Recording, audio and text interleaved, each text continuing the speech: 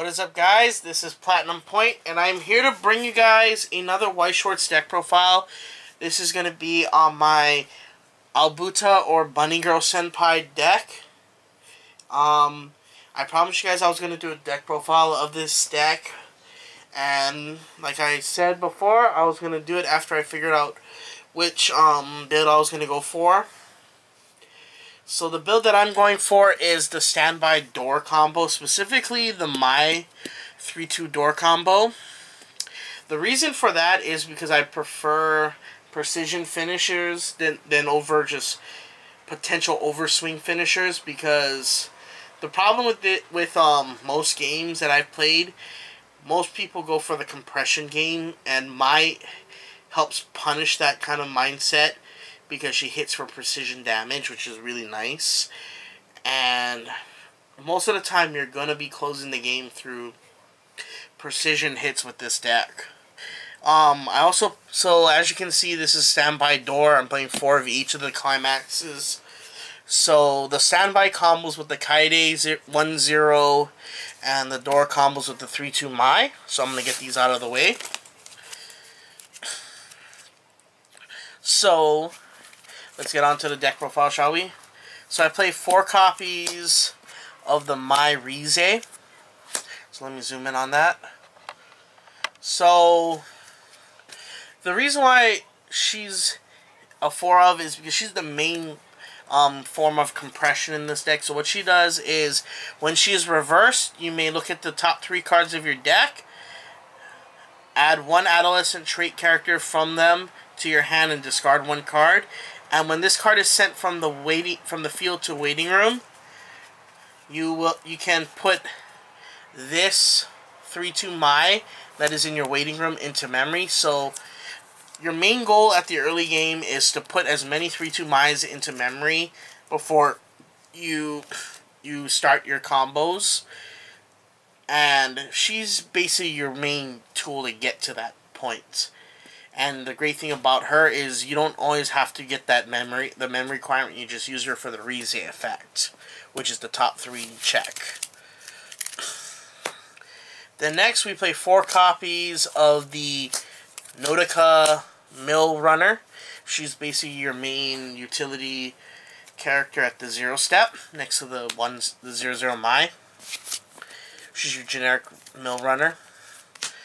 Next, I play 3 copies of the Shoko Tap Self Search Brainstormer.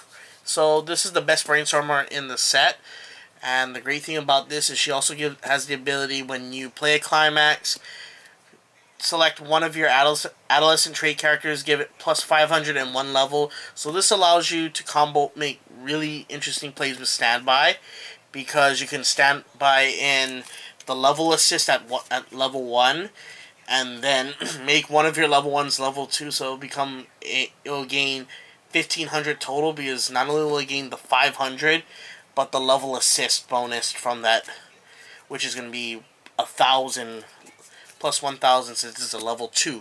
So this allows you to facilitate really interesting interactions when you play it right.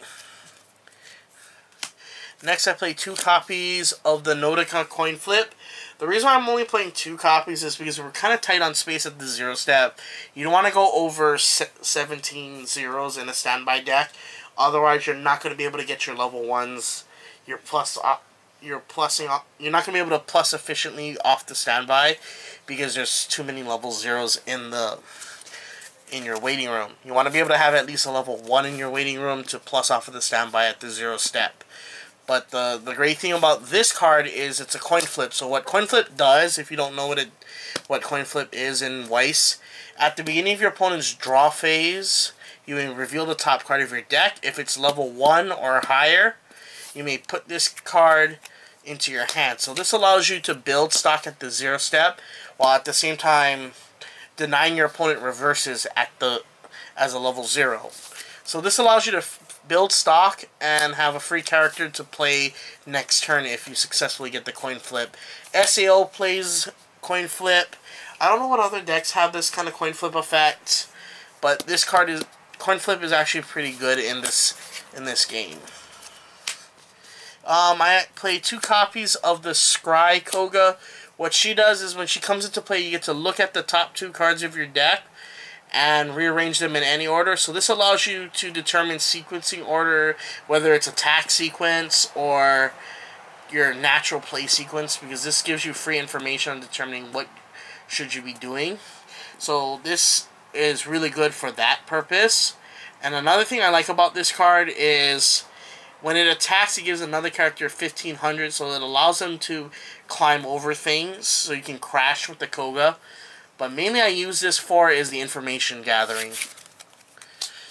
Then lastly, for the 0 step, I play 2 copies of the Shoko Pay 1 Drop Search. But it also has another ability, which they're both on play. So the first one is when it comes into play, you may mill the top 2 cards of your deck. If one of them is a climax, give an adolescent trait character plus 1500. And the second ability is when it comes into play, you may pay 1, discard 1 card from your hand, and search for an adolescent trait character. Sorry, keep on tripping on that word.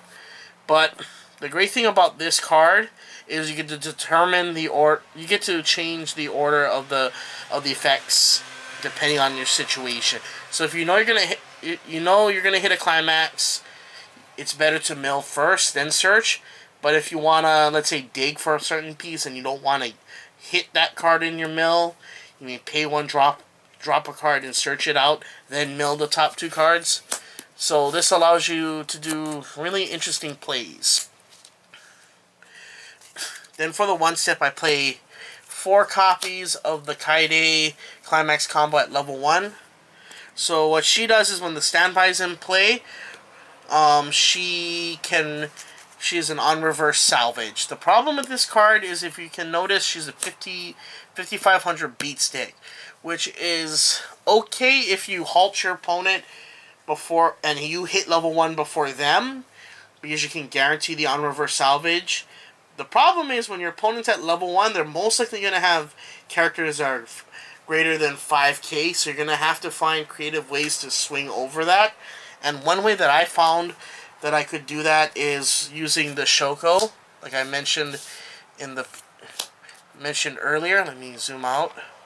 So with the Shoko, like I said about the Shoko, it gives a character, you get to select an adolescent trait character and give it plus 500 in a level. But when you play the standby trigger out, you can actually get the 2-1 Sakuta level assist and put it in front of the character, the Kaide that you gave the plus 500 in level 2. You can play it behind that Kaide, and she becomes a 7k. So that makes it much more easier to run out for this Kaide to get the on-reverse salvage. So it's just all about positioning in that situation. And with the standby and this level assist, it actually makes it easier for you to climb that number.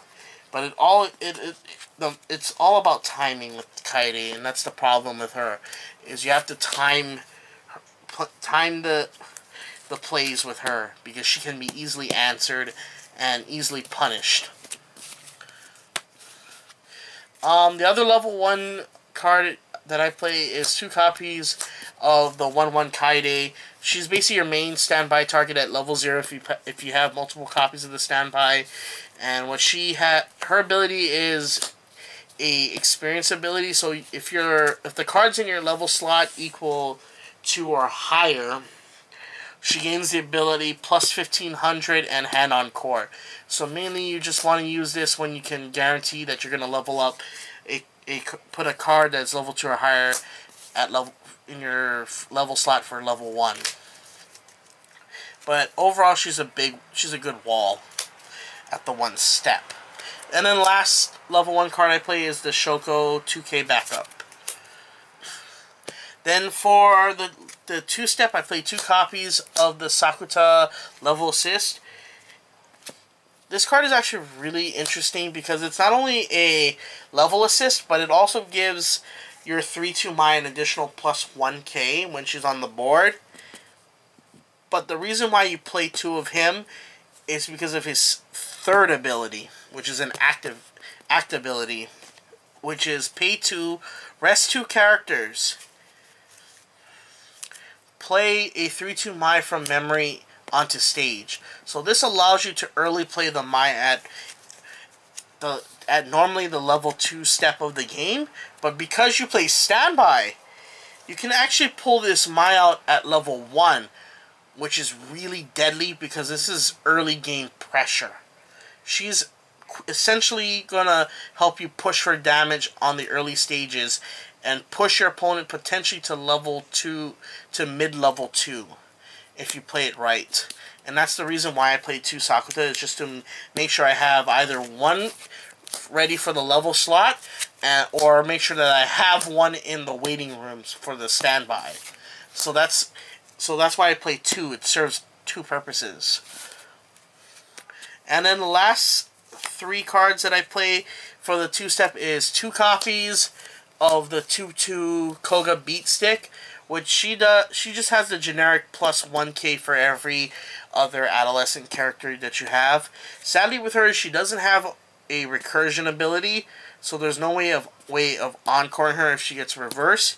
So that's the problem with Albuta, is like they don't have really good standby targets at the 2-step. They have a decent one for the 1-step, but not really good ones for the 2-step. The only good one besides this one, and I would argue it's the best standby target, is the backliner Sakuta. And then lastly, the anti-early play Mai backup.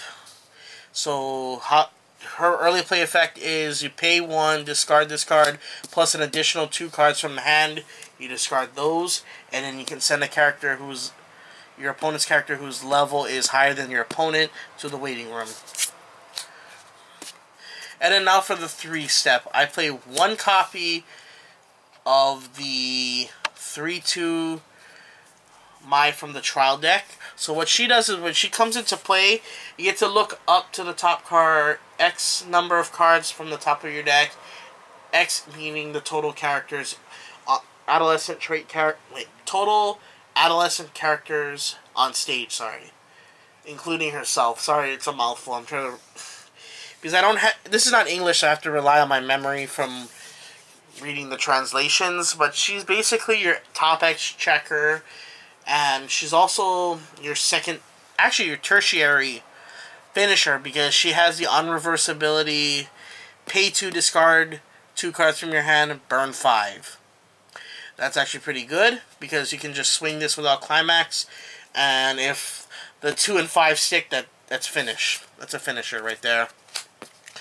I also played 2 copies of the Futaba 3/2, which has the ability when it's in the center slot of your front row, it gains plus 4,000, and the ability Bodyguard.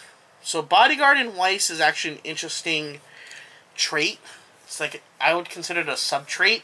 So what Bodyguard does, it essentially makes this character the only target for your opponent's attack during their turn. So your opponent can only attack this until this gets reversed. Then they can attack the other lanes. The problem is she becomes a 12/5. What makes it worse is if she's behind a Sakuta. Let me zoom out. If she's behind a Sakuta, she's a 14k. And if you back her up, she can easily become either a 16 or 16/5 lane, which is really hard to deal with. Unless you have ways to break 1700, it's really hard for most players to get over this. And the great part about her is she also has the ability, when it reverses an opponent's character, pay 1, discard 1, burn 1, so it's precision damage. Again, you're seeing a theme. This deck is focusing more on precision hits, and Futaba facilitates that while also protecting your sidelines, your side lanes. And then continuing on with the 3-step, we have 2 early plays in this deck. That being, I run 2 copies of the Shoko early play. She's basically an early play heal. Her requirement is 2 or less climaxes in the waiting room. And then we play 2 copies of the early play Kaide. Her requirement is, if you have 4 adolescent trait characters on stage, 4 or more, you may pay 2, play this, and then it sends the they both send the top card of your clock to waiting room. But what Kaide does is she goes a step further. You may reveal the top card of your deck. If it's level 1 or lower, put it into stock. So she becomes a 3/1. So she functions kind of like Aqua, but the only difference is that effect is more like Sakura from Cardcaptor Sakura, which is she basically pays for herself if the card revealed is level 1 or lower. This is really good because this allows you to sculpt for information. So even if you fail the free stock and you reveal level 2 or higher, guess what? You give yourself ammo for this card. Your 3/2 my finish. So I run 4 copies of her, and she has actually a plethora of abilities. So the first one is when she comes into play either from hand or from memory, you may mill the top 2 cards of your deck. If any of them are level 2 or above, burn 1 for each level 2 or higher revealed from the mill. So remember what I said about the Koga and the Kaide. If you from the top card of your deck, if any of them is a level 2 or an above, this makes it easier to get the burn off. So she functions as a strong finisher because not only does she burn 1 off the mill, but with her Climax combo, which is with the door, when on attack you get to burn 1. So you have potentially not 1, not 2, but 3 instances of damage, because one of them is the attack, off of 1 card, which is really nice. And the busted thing about her, she's a 3-soul beatstick. So with the Climax, you can side for precision. Side for 1, burn 1. So she essentially is Mikasa on steroids. And the thing about her is you cannot reverse this Mai, because she has another ability. When she is front attacked, put her into memory. So this denies on reverse finishers and can disrespect a lot of traditional finishing combos on so many levels. And that's what I like about this Mai. She gives so much disrespect for level 3s while still dealing them a great deal of punishment for level 3. And that's why she's kind of my favorite finisher. And then the last card, which is an event. This is the 3/1 Sakuta event. So what this event does is you pay 1, play a 3/2 Mai from memory onto stage. So if you don't have the Sakuta, this is another way of fetching the Mai out. But it also gives Mai plus 5k. So she comes in as a 15k beat stick, which will answer most level 3s in a heartbeat. And with Sakuta, since he's a level booster and he gives this specific Mai an additional 1k, she's a 17,500 beat stick. So she'll run over most lanes, no problem. And I played 2 just to facilitate that play. So that's it for the deck profile. I hope you guys like this deck. Hope you guys try out this deck, because I will be building this in English. And if you guys haven't yet picked up your play sets, or picked up a case, I recommend doing so, because this is probably going to be potentially one of the best sets in English. So this is Platinum Point. Don't forget to rate, comment, and subscribe. Peace out, YouTube.